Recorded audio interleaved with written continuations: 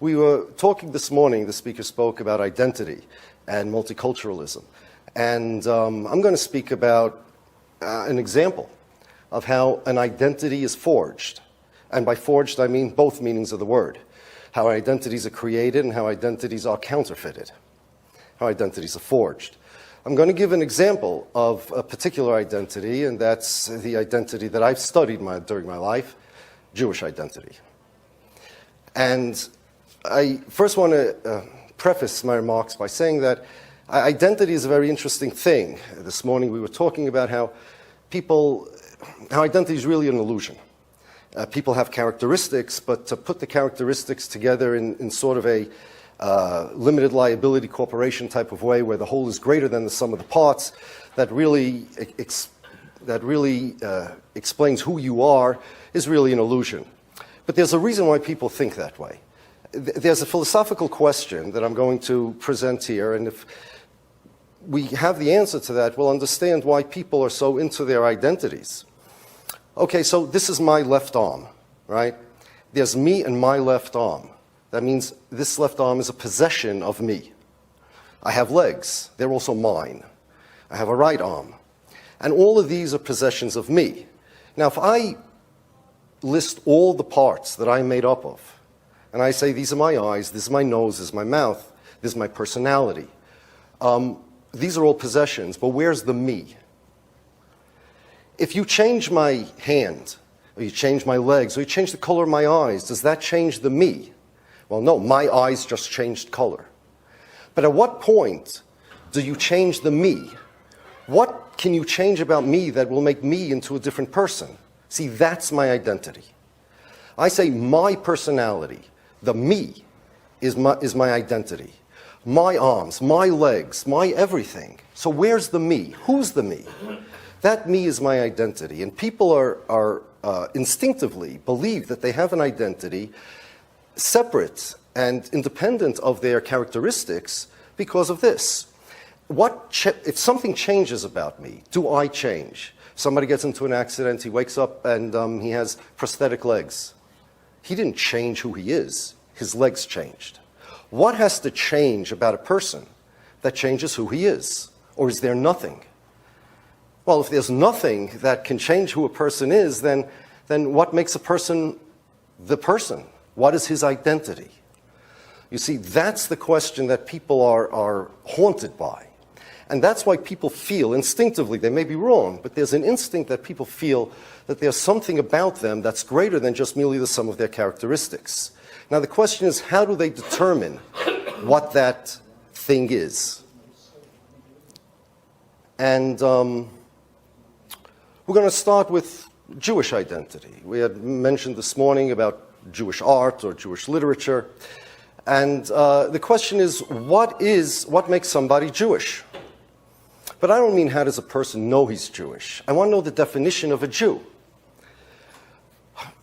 And Jewish identity is a very good place to start because it's the only type of identity that I know of that people can't decide what it is. The Jews are always arguing. You will see articles all over the place. Are Jews an ethnicity? Are Jews a religion? Are Jews a tribe? Are Jews a race? I don't know any other category of people that they can't figure out what they are. Can anybody not figure out what they are? Only the Jews. It's a weird thing. And they've been around so long, they've had such a exclusive identity, they've been so identifiable, yet they can't figure out what they are. This doesn't make any sense. I'm going to explain why it doesn't make sense. I'm going to explain why it happened, even though it doesn't make sense. Well, I'm going to go through the different ideas of Jewish identity, and I'm going to show why none of them really work. And then I'm going to explain what Jewish identity really is. Is Jewishness an ethnicity? Well, in order for a definition to define something, by definition, it has to describe every member of the population. You can have an exception to a rule, but you can't have an exception to a definition. If I say the definition of a chair is something with 4 legs and a back, then all chairs have to have 4 legs and a back, otherwise it's not a chair. So whatever I'm going to say is Jewish identity, there cannot be any exceptions. So let's define Jewish identity as an ethnicity. Does it make any sense that an Ethiopian Jew and a Yemenite Jew has the same ethnicity as a German Jew or an American Jew or Russian Jew? Are you going to tell me that Ivanka Trump, for example, who identifies as a Jew, is of the same ethnicity as the Yemenite Jews in Yemen? In what sense do they have the same ethnicity? Certainly they're not of the same race. We have Jews of all sorts of races. We have black Jews, we have white Jews, we have Jews of all races. So a Jew can't be a race. It's not an ethnicity. And if somebody wants to define Jews as a religion, which is the most logical and straightforward definition, then you're going to have the question that many people raise. Dennis Prager recently, who I'm not a fan of, recently wrote an article in the New York Times last week claiming that the Jews are not just a religion, because if they were, then you would not have atheist Jews. And you have Jews who are atheists. So if they're not a religion, and they're not an ethnicity, and it's not a race, and it's not a tribe either, it's not a family. You can convert to Judaism, and you can't convert to a blood family. You can't convert to an ethnicity. And if you can convert to a family, like an adopted child, you see, adopted children are not the same as children. Adopted children means that by law you have to treat this child as if he was a biological child. That's not a convert to Judaism. A convert to Judaism is not a person who the law says you have to treat as if they're Jewish. They're actually Jewish. And secondly, even if you're going to assume that there is some kind of body of law that says you have to treat them as they're Jewish, what body of law is there? The religion? Remember, they're atheist Jews. So if you don't believe in any religion, how in the world can you convert to Judaism? Who's the one that determines what the conversion process is? What does it take? And you can convert to Judaism, but we all know you can't convert out of Judaism. Like, who decided that? How about another question? Someone's mother is Jewish and his father is not. Is the child Jewish? Well, there's laws about that. So if it's a race or an ethnicity, then there's no such question. It depends on the race or the ethnicity of the child. But there are laws. Traditionally, Judaism has recognized maternal lineage. But now there are certain strains of ideologies that identify as Judaism that recognize also paternal lineage. But who makes these rules? Jews have no infrastructure. There's no Pope of the Jews. And if there was a Pope of the Jews, that would be a religious position. And if you're an atheist, you don't believe in it anyway. So what is it? Well, I'll explain to you what it is, and I'll explain to you how all these identities came into being and how things got so confused. Jewishness there's only one consistent definition. It's religious doctrine. Means as follows. There are no identifiable characteristics that all Jews share. That means there's no such thing as a definition of a Jew in terms of characteristics. It's not an ethnicity, it's not a race, it's not a religion. But who is a Jew is religious doctrine. It means as follows. Every religion has doctrines. So Judaism has, for example, you have to eat food that's kosher. What's considered kosher food? Well, whatever the religion says is kosher food, that's kosher food, right? A scientist can't say, well, I'm an atheist, but I'm going to have my own definition of kosher food, because the whole concept of kosher was something invented by the religion. That's religious doctrine. At what year a boy gets bar mitzvahed? The whole concept of bar mitzvah means somebody who's now obligated to fulfill the mitzvahs. Bar is Aramaic for son, and mitzvah means the commandment. So it means whoever now is obligated in the commandments. It's religious doctrine.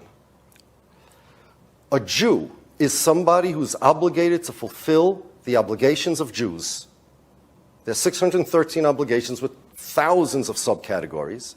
There are 7 obligations that the Torah has for non-Jews, 613 for Jews. And who is obligated in the 613? That the Torah decides. And whoever the Torah decided is obligated in 613 commandments. That's the definition of a Jew. That's it. It's religious doctrine. If you don't believe in the Torah, you really don't believe in Jewishness. If you don't believe in the Torah, then you don't believe that God sent manna down in the desert. You don't believe that Moses split the Red Sea. You don't believe Adam spoke to a snake. And you're not going to believe that God, on Mount Sinai, decided that these people, whoever the Torah identified, are obligated in the mitzvahs. There are no identifiable characteristics of Jews. The only common denominator is the religion claims that you are obligated to do the mitzvahs. Jewish identity is religious doctrine. Just like you have a kosher piece of meat, you can have a Jewish human being. Simple as that. And if you want to know what the definition of kosher is, you got to look in the religion, and whatever the religion says is kosher is kosher. And if you want to know what a Jew is, you got to look in the religion, and whoever the religion says is Jewish is Jewish. And therefore, you can have an atheist Jew, and the reason why he's Jewish, whether he knows it or not, is because the religion says that guy, whether he believes it or not, whether he agrees or not, the religion says he's obligated to fulfill the 613 mitzvahs. You see, this is the only consistent definition of Jewishness, and this is the definition of Jewishness that Jews have had throughout the generations. You can convert to Judaism according to Jewish religious doctrine. The reason why maternal lineage creates a Jew is because that's religious doctrine. The answer to all of these questions is that's what the religion says. And the religion has authority over Jewish identities because Jewish identity is only religious doctrine. Without that, there is no consistent definition of Jewishness. It's not even a culture. Again, are you going to tell me that Ivanka Trump and the Yemenite Jews have the same culture? They don't eat the same food, they don't speak the same language, they don't dress the same. In what sense do they have the same culture? An atheist American Jew and a Yemenite Orthodox Jew in Yemen or Morocco, in what sense do they have the same culture? What does it even mean? It's not intellectually consistent. Now, here's the problem. Jews always identified like that. At the Emancipation, the Enlightenment, there are many Jews that decided they don't like the Jewish religion. They don't want to be Jewish. They want to be assimilated. What happened was that they were still persecuted by the anti-Semites. And now they had a question. If we're assimilated, if we don't follow the religion, why do they hate us? And so Jean-Paul Sartre said that the Jews are not the cause of anti-Semitism. The anti-Semites are the cause of Jews. A Jew, by this definition, is whoever the anti-Semites hate, and Jean-Paul Sartre was not the first person to say this. The first person to say this before Sartre was Theodor Herzl. Theodor Herzl, who was an atheist, he was more of a Christian than Jew. You know the old joke. What's the difference between Herzl and Jesus? Jesus celebrated Hanukkah, Herzl celebrated Christmas. Herzl had more leanings towards Christianity than Judaism, but when the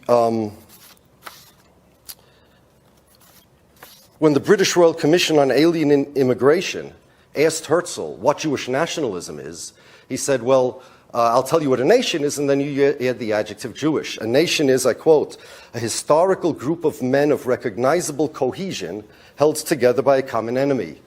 So Major Evans Gordon asked, in the case of the Jews, who is the common enemy? He said the anti-Semites. If there were no anti-Semites, according to Herzl, there would be no Jews. They have no choice. Herzl also wrote in his book, The Jewish State, we are one nation. Our enemies have made us into one without our